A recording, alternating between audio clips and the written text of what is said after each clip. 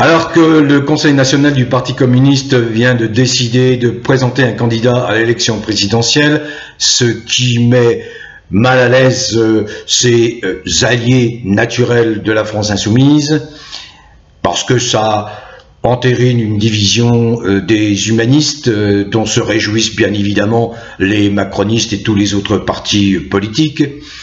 Macron est ravi de pouvoir faire cadeau de 424 milliards aux financiers, 424 milliards d'argent qui manque au budget de l'État et qu'il va s'empresser d'emprunter à ses amis financiers contre taux d'intérêt usuraires qui vont bien sûr les engraisser. Tout ça, c'était une affaire bien combinée à l'avance.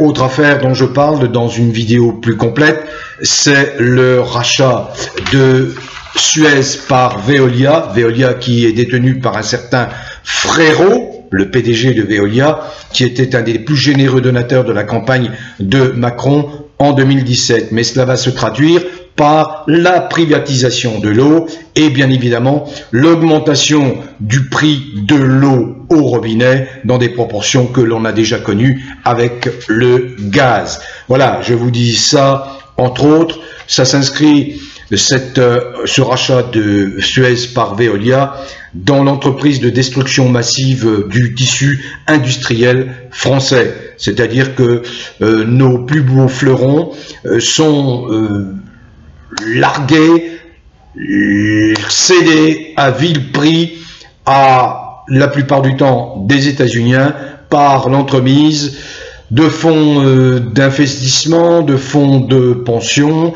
qui, eux, s'en servent pour engraisser leurs actionnaires. Voilà, si cette vidéo vous intéresse, elle va être publiée sur odyssée.com. Bon vent à tous.